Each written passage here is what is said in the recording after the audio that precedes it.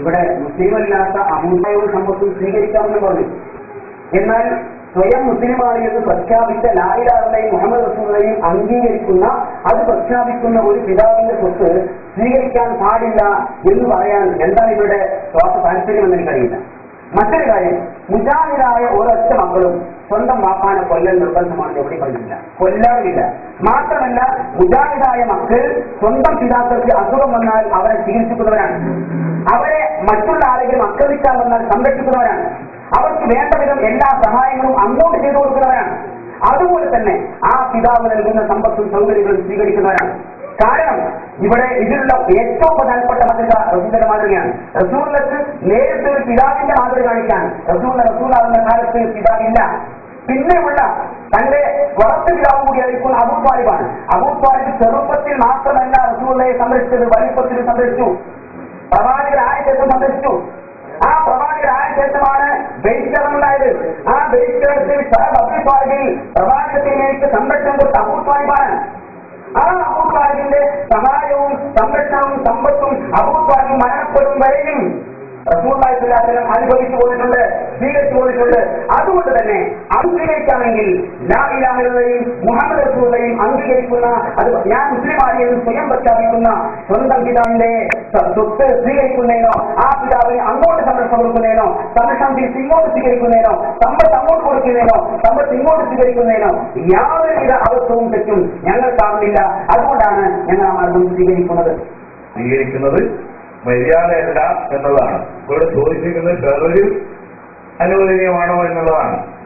അപ്പോൾ അത് മനസ്സാക്ഷിക്കനുസരിച്ച് ചെയ്യാമെന്നുള്ളതാണ് പൊതുവേ ഇപ്പം നമുക്ക് ഇപ്പം ഒരു മനസ്സിലാക്കുണ്ടാക്കിയത്.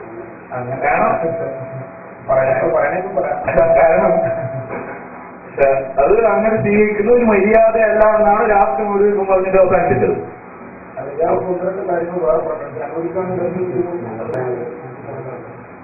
അപ്പൊ ഓഡിയൻസിന് ഏകദേശം അങ്ങനെ ഈ വിഷയത്തില് നമ്മൾ ഒരേ തന്നെയാണ് പറഞ്ഞുകൊണ്ടിരിക്കുന്നത്. ഇവിടെ പ്രധാനപ്പെട്ട ഒരു കാര്യം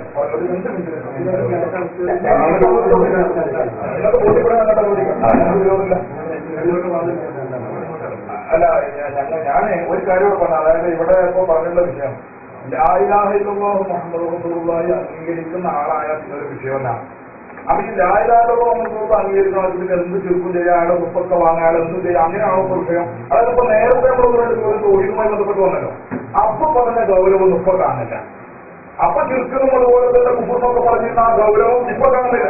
ഇപ്പൊ അപ്പൊ മുസ്ലിക്കാരും കുഴപ്പമില്ല, ലാലാളത പറഞ്ഞാൽ മതിയാ. ലാലാളത പറയണോ വാപ്പേണോ എന്നാ പറ്റുന്ന. അപ്പൊ ഞങ്ങൾ പറഞ്ഞതിന്റെ വ്യക്തമായ ഉത്തരം ഇവിടെ പറഞ്ഞിട്ടുള്ളത്, ഞങ്ങളോട് വാസ്തവത്തിൽ ചോദ്യം അദ്ദേഹത്തിന്റെ ഭാഗത്തുനിന്ന് ഇടപെടൽ ഉണ്ടാകുമെന്ന് ഞാൻ പറയാണ്. ഞങ്ങളോട് അനുവദനീയമാണോ അല്ലേ എന്ന ചോദ്യം അദ്ദേഹം ചോദിച്ചിട്ടില്ല.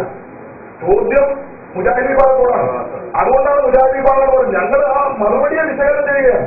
ഞങ്ങളോട് അനുവദനീയമാണോ അല്ലേ എന്നാണ് ചോദ്യം കഴിഞ്ഞാൽ ഞങ്ങളുടെ വ്യക്തമായ ഉത്തരം പറയും. പക്ഷെ ചോദ്യം ഞങ്ങളോടല്ല, ചോദ്യം മുജാഹിദ് വിഭാഗത്തോടാണ്. അതുകൊണ്ടാണ് ഞങ്ങൾ ആ മറുപടിയെ മാത്രം വിശകലനം ചെയ്തുകൊണ്ട് സംസാരിച്ചത് എന്നല്ലാതെ ഞങ്ങൾ തെറ്റിദ്ധരിക്കും എന്ന് മനസ്സിലാക്കിക്കൊണ്ടാണ് ഞാൻ വിശദീകരണം നൽകിയത്.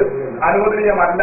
മുശ്രിക്കായ പിതാവിന്റെ സ്വത്ത്, മുശ്രിക്കായ കാഫിറായ പിതാവിന്റെ സ്വത്ത് മകൻ അനന്തരമെടുക്കുന്നത്, അത് അനുഭവിക്കുന്നത് അനുവദനീയമല്ല. അനന്തരമെടുത്ത് അനുഭവിക്കുന്നത് അത് അനുവദനീയമല്ല എന്നാണ് ഇസ്ലാമിന്റെ നിയമം. അത് അദ്ദേഹം സൂചിപ്പിച്ചതുകൊണ്ട് മാത്രം ഞങ്ങൾ ചോദിക്കുന്നു. ചോദ്യവും ഉത്തരവും തെളിവും ഒക്കെ ഞങ്ങളുടെ കയ്യിലുണ്ട്. പക്ഷെ ചോദ്യം ഞങ്ങളോട് അല്ലാത്തതുകൊണ്ട് ഞങ്ങൾ പ്രതികരിച്ചില്ല. ചോദ്യം മുജാഹിദ് മൗലവിയോടാണ്. ഇവിടെ ഞങ്ങൾ സൂചിപ്പിച്ച ഒരേ ഒരു കാര്യം, ഇവിടെ മര്യാദയുടെയും ഒരു ധാർമ്മികതയുടെയും പ്രശ്നം ഉദിക്കുന്നുണ്ട്. ഇയാൾ പറയുന്ന ലാ ഇലാഹ ഇല്ലല്ലാഹു മുഹമ്മദ് റസൂലുള്ളാഹി അങ്ങനെ ചൊല്ലുന്ന വാപ്പയാണെങ്കിൽ പിന്നെ ആ വാപ്പ പിന്നെ എന്ത് അനുഭവിക്കാനാണ്? അങ്ങനെയാണെങ്കിൽ ഈ വാപ്പനെയാണ് യാഹൂദിനെ വിളിക്കുന്നത്.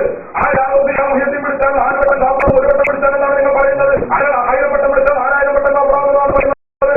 അപ്പൊ 1000 വട്ടം വിളിച്ചാൽ 4000 കാഫിറാകും എന്ന് പറയുന്ന വാപ്പാന്റെ സ്വത്ത് അനുഭവിക്കൽ അനുവദനീയമാണ് എന്ന് ഒരിക്കലും അതല്ല.